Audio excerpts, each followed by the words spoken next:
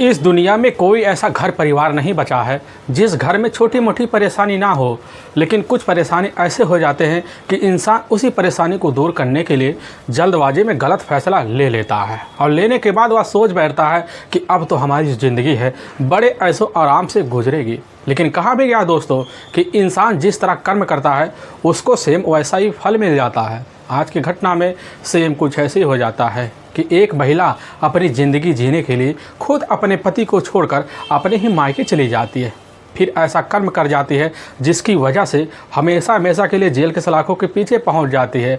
जब लोगों के सामने सच्चाई निकल के आता है, इसे सुनने के बाद लोगों को अपने कानों और साथ में आने वाले कल पर यकीन भी नहीं होता है। आखिर क्या था इस घटना में क्या हुआ, इस घटना की आप पूरी तह तक सच्चाई जानने के लिए इस वीडियो को आप लास्ट तक ज़रूर देखिएगा। नमस्कार दोस्तों, मैं प्रदीप कुमार आपको स्टडी बात चैनल पे मैं स्वागत करता हूं।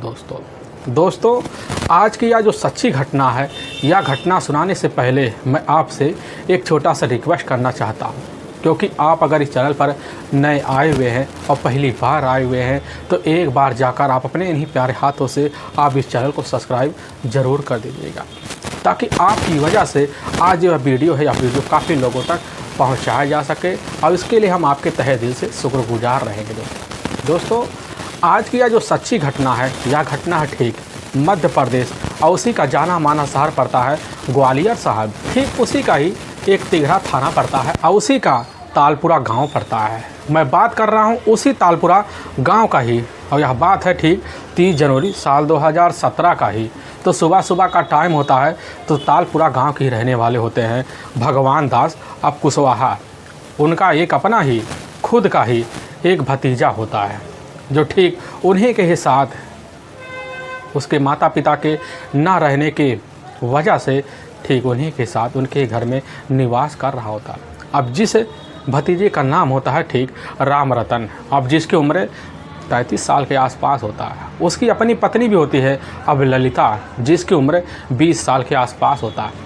लेकिन भगवान दास कुशवाहा जो होते हैं खुद अपने ही हाथों से इधर राम रतन और साथ में ललिता की जो शादी होती है ठीक 10 महीने पहले ही एक रिश्तेदार की मदद से लेकर उन्होंने अपने हाथों से शादी करवाया था। लेकिन हुआ यूँ कि ठीक कुछ दिन पहले ललिता जो होती है अपने पति से इजाज़त मांगकर खुद अपने ही मायके चली जाती है। लेकिन घर में सिर्फ वही उनका अपना पति जो होता है, अब इधर राम रतन ही बचता है। अब इसीलिए राम रतन की जिम्मेदारी जो होता है खुद भगवान दास कुशवाहा उठाते हैं। अब लेकिन सुबह का जब टाइम हो जाता है तो उस वक्त भगवान दास कुशवाहा उठते हैं। उठने के बाद चाय लेते हैं और पीना शुरू कर देते हैं। तभी उनकी नज़र अब राम रतन का जो दरवाज़ा होता है उस पर जाता है तो उन्हें बंद मिलता है। बड़े सोच में पड़ जाते हैं कि आखिर रोज़ उठने वाला इतना जल्दी जो लड़का होता आज सो क्यों रहा है। सोचते हैं, सोचने के बाद वह उसी वक्त जाते हैं, दरवाजे के पास खड़े होते हैं, 1-2 बार आवाज़ लगाते हैं, फिर कुंडी खोल देते हैं, फिर अंदर चले जाते हैं। लेकिन जो नज़ारा भगवान दास कुशवाहा अंदर देखते हैं वह एकदम सोचने पर विवश हो जाते हैं, क्योंकि वहीं पर राम रतन पूरी तरह से जो पलंग होता है उसी पे चादर ढके हुए अब पड़ा होता है। राम रतन पास जाते हैं, नब्ज़ को टटोलते हैं, बार बार आवाज़ लगाते हैं, लेकिन नब्ज़ और साथ में आवाज़ें तो दोनों ही बंद होती है। उनके मन में शंकाएं हो जाती हैं और इसी शंकाएं के बीच जब उनको यकीन हो जाता है कि पूरी तरह से राम रतन का जो शरीर है वह ठंडा पड़ गया है, तो बाहर निकलते हैं, काफ़ी लोगों को इकट्ठा करते हैं। पड़ोसी भी आते हैं, पड़ोसी राम रतन के पास पहुंचते हैं, आवाज़ लगाते हैं, लेकिन जब उनको छूते हैं देखते हैं कि शरीर तो राम रतन का पूरी तरह से ठंडा पड़ जाता है। वह समझ जाते हैं कि बस करो, राम रतन तो अब इस दुनिया में है नहीं। और वहीं पर काफ़ी लोग सोच विचार करते हैं, लेकिन भगवान दास कुशवाहा जो है राम रतन के बॉडी को बड़े ध्यान से देखते हैं। लेकिन जब गले पे देखते हैं तो काला काला निशान होता है। उनको अंदाज़ा हो जाता है कि बस करो, राम रतन की जो मौत है वह साधारण मौत नहीं है, बल्कि किसी ने सोची समझी साजिश के तहत राम रतन की हत्या की है। भगवान दास कुशवाहा और साथ में कुछ पड़ोसी आपस में मन विचार भी करते कहने लग जाते हैं कि बताओ, राम रतन कल दोपहर को तो हमारे साथ बैठकर पुलिया पे बात कर रहा होता है और शाम के आता है दुकान पे बैठा वहाँ बात कर रहा होता है, लेकिन ना जाने क्या उसके साथ रात में कौन क्या कर गया और यह दुनिया सुबह देख ही नहीं पाया। काफ़ी लोग मन विचार करते हैं। राम रतन के जो अपने ताऊ होते हैं, अब इधर भगवान दास कुशवाहा काफ़ी चिंता में पड़ जाते हैं। उनको यह मामला काफ़ी गंभीर लगता है और इसीलिए अपने कुछ पड़ोसी को साथ लेते हैं। तो बिना टाइम गंवाए अब तिघरा पुलिस थाने पे पहुंच जाते हैं। तो वहाँ के थाना प्रभारी आरपी मिश्रा होते हैं, अपने थाने में बैठे होते हैं। उन्हीं के सामने भगवान दास कुशवाहा एक एक बात रखते हैं, कहने लग जाते हैं कि साहब, हमारा जो अपना खुद का भतीजा है राम रतन की अपने ही कमरे में बड़े ही बेरहमी तरीके से उसकी मौत हो गई है। अब आरपी मिश्रा जैसे ही बात सुनते हैं तो बिना टाइम गंवाए इधर भगवान दास कुशवाहा की बात में आते हैं और उसी वक्त अपनी जिप्सी लेते, लगभग वहाँ से 4 किलोमीटर दूर पड़ता है, ठीक 10 से 15 मिनट के अंदर ही अब तालपुरा गांव पहुंच जाते हैं। देखते हैं राम रतन कुशवाहा के जो घर होता है ठीक उसी के ही साइड में काफ़ी लोगों का भीड़ लगा हुआ होता है।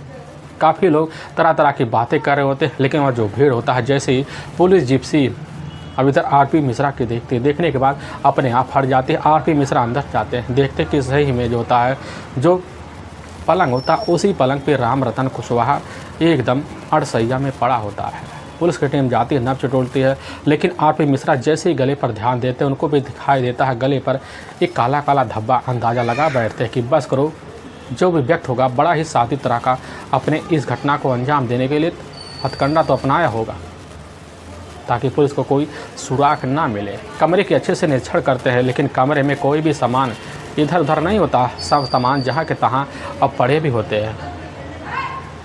पुलिस सोचने लग जाती है कि आखिर इस घटना को अंजाम देने वाला ऐसा कौन हो सकता है। वहीं पर खड़े अब भगवान दास कुशवाहा होते, पुलिस की टीम उनसे पूछताछ करती है। भगवान दास कुशवाहा कहने लग जाते हैं कि साहब, राम रतन कुशवाहा की अपनी पत्नी ललिता कुछ दिन पहले ही अपने ही मायके कुलैत गई हुई है। यह बात जैसे थाना प्रभारी मिश्रा जैसे सुनते हैं तो बिना टाइम गंवाए अब कुलैत में फ़ोन कर देते हैं, वहाँ ललिता को खबर देते हैं। लेकिन जैसे कुछ मिनट बीतता है तो ललिता वहाँ उस भीड़ को चीरती हुई अपने पति राम रतन कुशवाहा के पास पहुँचती है। वहीं पर बड़ी चीख कर रोना शुरू कर देती है। काफ़ी लोग देखते हैं, महिला देखती हैं। अब वह ललिता के पास पहुँचती, सांत्वना देती, शांत करवाती है।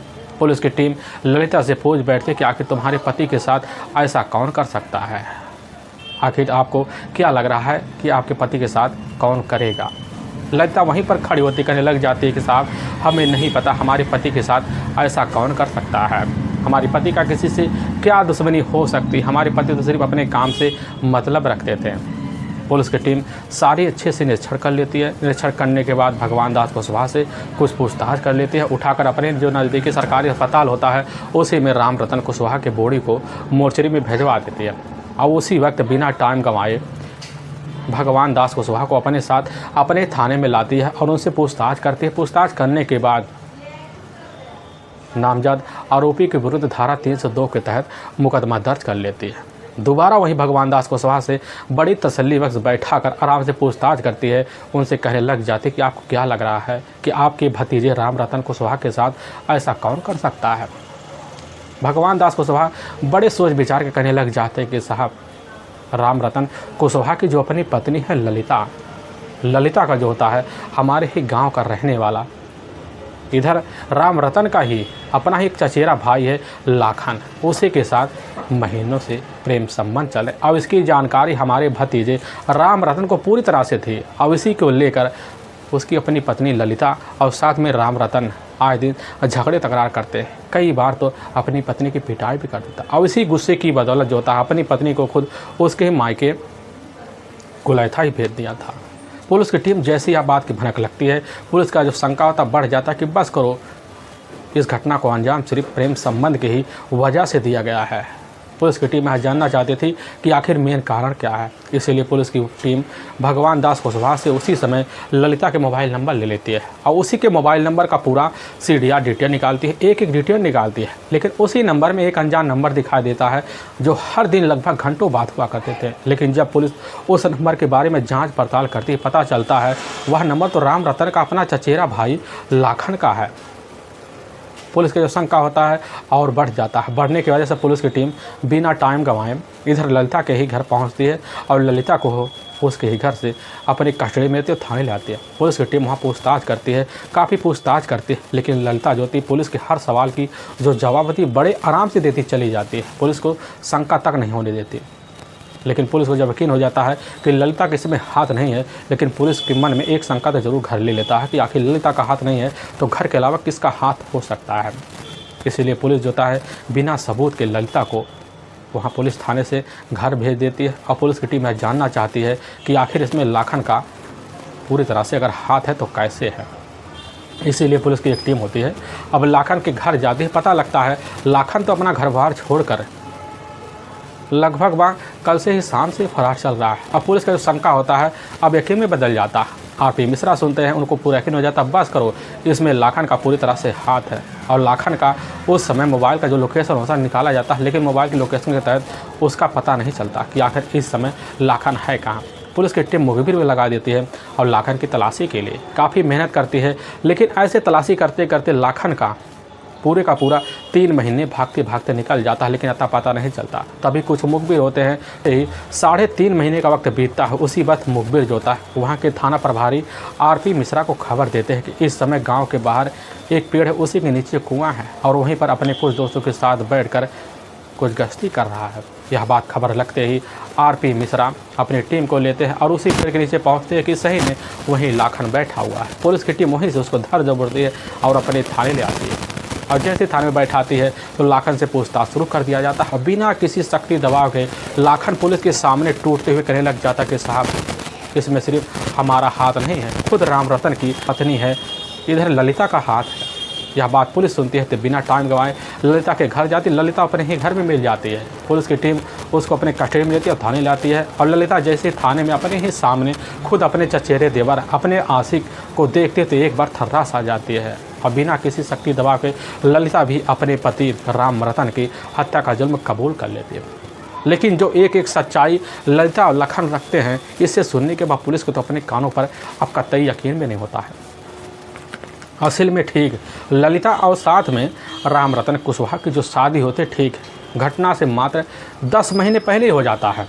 राम रतन और ललिता की शादी, इधर राम रतन के अपने जो ताऊ होते हैं भगवान दास कुशवाहा ने अपने कुछ रिश्तेदार की मदद लेकर एक सामूहिक विवाह होता है, उसी में जाकर दोनों को करवा देते हैं। ललिता देखने में बड़ी खूबसूरत होती है, बड़ी चंचल होती है, पढ़ी लिखी भी होती है और इसीलिए अपने ससुराल जब आती है तो कुछ दिन अपने पति के साथ तो रहती है, बड़े अच्छे से समय बीतता है। लेकिन जैसे एक पखवाड़ा बीतता है तो उसी बीच ललिता जब भी अपने चारपाई पर सोती उसी वक्त इधर राम रतन ड्यूटी कर वापस लौटता, क्योंकि राम रतन जो होता है एक सिक्योरिटी गार्ड का काम भी करता था और शाम को लौटता तो बड़ा थका हारा लौटता, आते ही चारपाई पकड़कर सो जाता है। क्योंकि ललिता और साथ में राम रतन का उम्र का जो फासला होता है मात्र 13 साल का होता है और शरीर जो होता है राम रतन का ललिता के सामने जवाब दे जाता, जिसकी वजह से रात में ललिता जो होती है राम रतन से चिचड़ापन दिखाने लगती और चिचड़ापन की वजह से राम रतन और साथ में ललिता के बीच झगड़े तकरार शुरू हो जाते हैं। और झगड़े तकरार जो सिलसिला होता है, जैसे शाम का टाइम होता है ललिता को अपने सुख के लिए पेशकश करती तो ललिता जो होती है उस समय ना पेशकश पाने की वजह से झगड़े तकरार कर देती। और झगड़े तकरार जो सिलसिला होता है यह चलता रहता है। इसलिए झगड़े तकरार होते कभी कभी ललिता खुद अपने मायके अब इधर कुलैत भी चली जाती, लेकिन मना दना कर दोबारा राम रतन अपने ससुराल लाता और कुछ दिन शांत रहती, लेकिन फिर वही झगड़े तकरार हो जाते। झगड़े तकरार से इतनी परेशान हो जाती है कि ललिता ना सोच पाती आखिर हम करें क्या, क्योंकि शारीरिक ज़रूरत की जो मांग होती है ललिता के दिन पर दिन बढ़ती चली जाती है। तभी एक दिन ललिता जो होती है अब सुबह का टाइम होता है, अपने सारे जो कपड़े होते हैं धो धाकर छत पे चढ़ती है तो बरामदे के ऊपर खड़ी हो जाती है।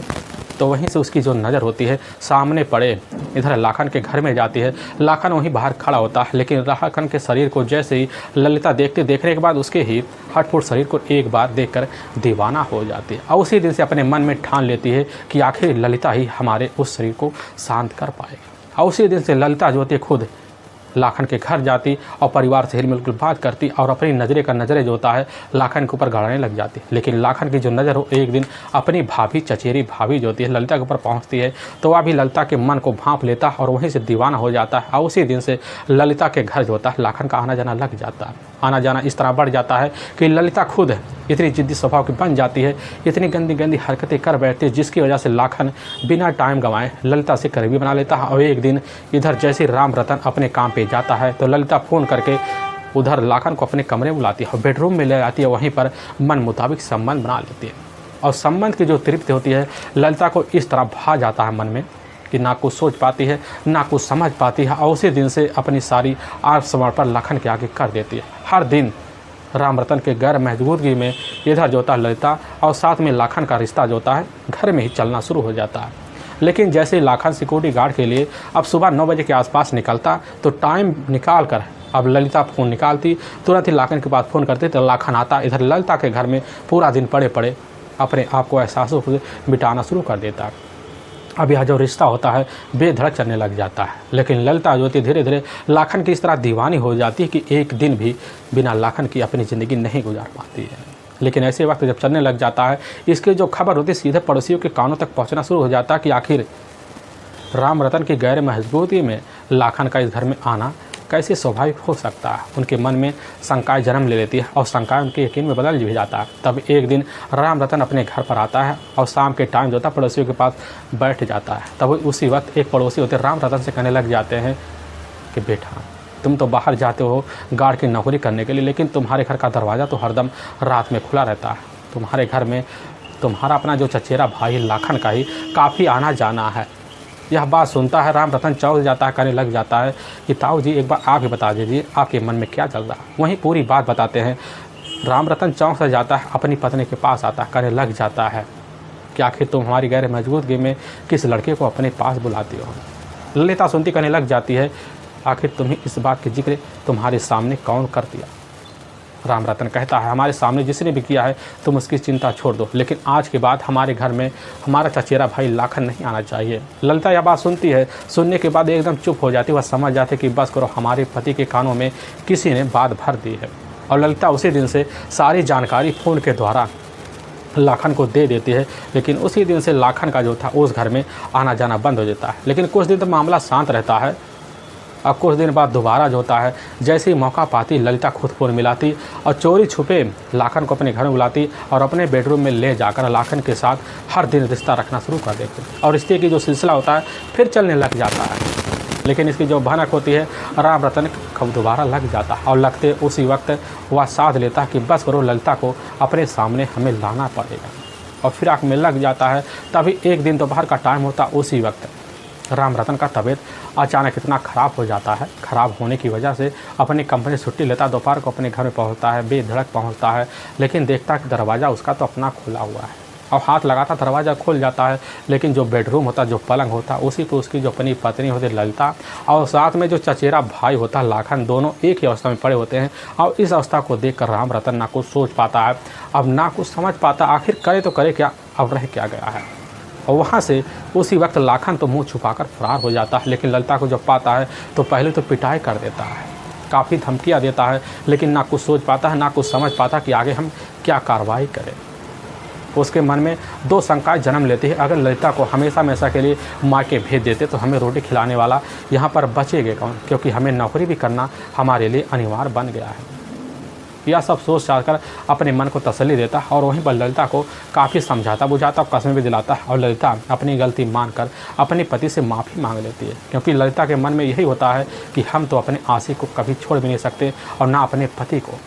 क्योंकि लाखन जो था एक निठल्ला किस्म का लड़का होता है, सिर्फ घूमना फिरना उसकी आदत होता है। लेकिन राम रतन जो था पैसे का शौकीन होता है, पैसे कमाता, अपनी पत्नी के हाथों में रख देता, जिसकी वजह से पैसे का जो शौक़ होता है ललिता का पूरा हो जाता है और रात का जो शौक़ होता है लखन से पूरा हो जाता है। इसीलिए ललिता जो थी अब दोनों को अपने हाथों से नहीं जाना देना चाहते थे। अपने पति की बात मान लेती है, फिर कुछ दिन शांत रहती है। लेकिन जैसे ही कुछ दिन शांत रहती है, अपने शरीर को अपने अंदर नहीं रख पाती। ना रखने की वजह से जाकर खुद लाखन से मिलती है, चोरी छुपे बात करती है, उसको मीठी मीठी बातों में उलझा लेती है और लाखन उसकी बातों में आ जाता है। और इधर जैसे ही फिर मौका मिलता, भगवान दास अपने खेतों में चले जाते और राम रतन अपने नौकरी पर चला जाता। फिर दोबारा चोरी छुपे लाखन को अपने घर में बुलाती है, फिर अपने ही बेडरूम में वही रिश्ता रखना शुरू कर देती। अब रिश्ते का जो सिलसिला होता फिर बेधड़क चलने लग जाता है। अब इसकी जानकारी दोबारा किसी को नहीं लगता। लेकिन जैसे कुछ महीने बीतते हैं, कुछ महीने बीतने के बाद लाखन अपने खेतों में शाम के टाइम गया हुआ था, तो उसी वक्त इधर ललिता खुद खेतों में पहुंच जाती है। पहुंचने के बाद उसी खेतों में जाकर इधर ललिता लाखन से मुलाकात कर लेती है और मुलाकात का सिलसिला तो खेतों में चलने लग जाता है। लेकिन इसकी जो भनक होती है गांव में फैल जाती है। फैलने की वजह से इसकी जानकारी राम रतन के कानों में दोबारा पहुंचती है। राम रतन सुनता फिर सा सनस रह जाता है। उसी दिन से राम रतन ठान लेता, चाहे जो हो जाए जिस दिन अपनी पत्नी को अपने हाथों से पाएंगे उस दिन तो हमसे बुरा कोई होगा नहीं। और उसी दिन से अपनी पत्नी और साथ में अपने चचेरे भाई लाखन को अपने ही सामने पाने के लिए बेपरक कोशिश भी करता है। तभी एक दिन दोपहर का टाइम होता, उसी वक्त जैसे ही अपने ही अब घर में दाखिल होता है राम रतन, तो अपने ही बेडरूम में इधर लखन और साथ में अपनी पत्नी ललिता को देख लेता है। वहाँ से लाखन तुरंत भाग जाता है, लेकिन ललिता वहीं रह जाती है। फिर पिटाई करता है। उसी वक्त एक फ़ैसला लेता है। लेने के बाद ललिता के जो अपने मामा होते हैं राम निहोर को अपने पास बुलाता है। बुलाने के बाद समझा बुझाकर ललिता का जो होता है उसके मामा को सुपुर्द कर देता है। करने के बाद ललिता जो होती है अपने मामा के साथ कुलैत चली जाती है और वहाँ पर रहना शुरू कर देती है। बड़े खुले दिल के वहाँ रहने लग जाती है। लेकिन कुछ महीने बीतता है। कुछ महीने बीतने के बाद ललिता को भी वहाँ राज नहीं होता है। फिर चोरी छुपे रात में बात करना शुरू कर देती है। लेकिन कब तक फ़ोन पे बात चलेगा।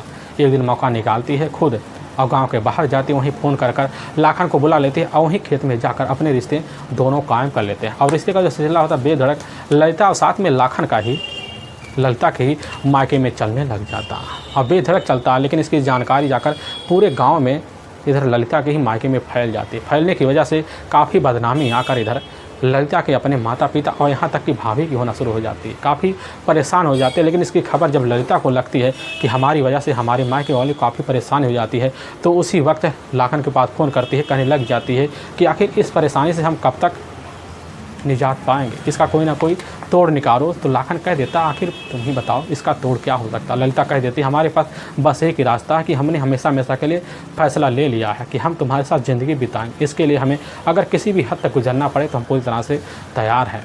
लाखन भी कह देता है कि आखिर बताओ इसका रास्ता क्या हो सकता है। ललिता कह देती है बस इसका एक ही रास्ता है, क्यों ना हमेशा हमेशा के लिए हमारे पति को हमेशा के लिए रास्ते से हटा दिया जाए। लाखन सुनता है। सुनने के बाद ललिता काफ़ी मीठी मीठी बातें करती है और मीठी मीठी बातों में ललिता लाखन को फंसा लेती है। और ललिता की बात को सुनकर लाखन तुरंत ही हामी भर लेता, ठीक है चाहे जैसा भी हो, चाहे जैसा भी करना पड़े, हम पूरी तरह से तुम्हारा साथ देने के लिए तैयार हैं। उसी दिन से लाखन और ललिता दोनों खतरनाक प्लान बनाना शुरू कर देते हैं और प्लान के तहत जो होते हैं अपने काम को अंजाम देने के लिए अच्छे समय का इंतजार करते हैं।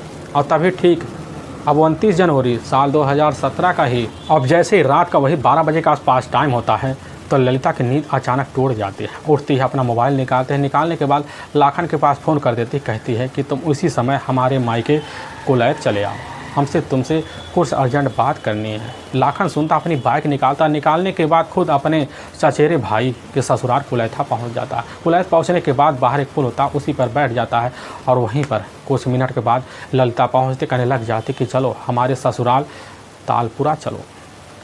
वह बात लाखन भी सुनता है, समझ जाता है आज करना क्या है।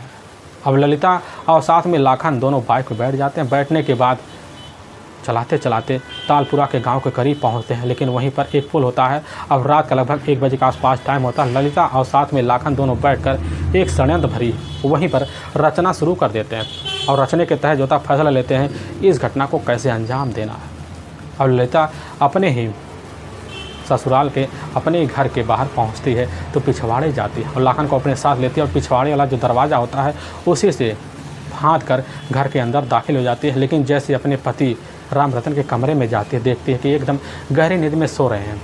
अब इधर ललिता लाखन को इशारा कर देती है। लाखन इशारा पाते ही ललिता और लाखन दोनों मिलकर उसी वक्त राम रतन का गला दबाकर वहीं हत्या कर देते हैं। हत्या करने के बाद पूरे कमरे की तलाशी लेते लेकिन वहाँ पर कुछ मिलता नहीं है और बड़े तसल्ली वक्त राम रतन की हत्या कर इधर लाखन और ललिता फिर दोबारा उसी दरवाजे से बाहर निकल जाते हैं और ललिता अपने ही मायके आती है। आने के बाद तुरंत स्नान करना शुरू कर देते हैं। लेकिन ललिता की अपनी जो भाभी होती है वह भाभी उसी वक्त ललिता को स्नान करते हुए देख लेती है, क्योंकि घर में ललिता के भाभी के अलावा कोई नहीं होता।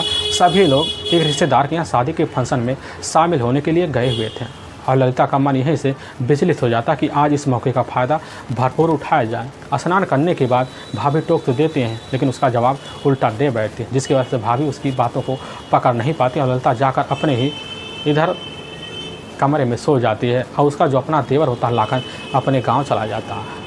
लेकिन सुबह का टाइम होता है। सुबह के टाइम में इसका जानकारी पुलिस के द्वारा लाखन को और साथ में ललिता को लग जाता है और ललिता बड़ी ही षड्यंत्र भरे नाटक के तहत अपने ही ससुराल पहुंचती है और वहीं पर दहाड़े मारकर चीख चिल्ला पड़ती है। लेकिन वहां के थाना इंस्पेक्टर जो होते हैं आरपी मिश्रा, जैसे ही ललिता को रोती अवस्था को देखते हैं, उसकी रोती अवस्था को भांप जाते हैं, उनके मन में शंकाएं वहीं बैठ जाती है और वही शंकाएं बैठकर ललिता के लिए भारी पड़ जाता है। और यही शंकाएं की वजह से ललिता और साथ में लाखन दोनों पुलिस के सामने पेश आ जाते हैं। लेकिन वाकई में जैसे पुलिस के सामने जब यह सच्चाई लाखन और साथ में ललिता रखते हैं तो पुलिस की टीम बिना टाइम गंवाए ललिता और लाखन को अपने कस्टडी में लेती है और ले जाकर वहाँ के न्यायालय में पेश कर देती है। तो न्यायालय में इन दोनों के ऊपर काफ़ी गंभीर धर्म मुकदमा दर्ज करके ले जाकर हमेशा हमेशा के लिए जेल के सलाखों के पीछे डाल देती है। दोस्तों, हमें इस घटना का सुनाने का उद्देश्य किसी के दिल को ठेस पहुंचाना नहीं है, बल्कि आपको यह बताना है कि आप जहां भी रहें आप सावधान और सतर्क जरूर रहें। दोस्तों फिर मिलेंगे एक नए वीडियो के साथ। तब तक के लिए जय हिंद और जय भारत।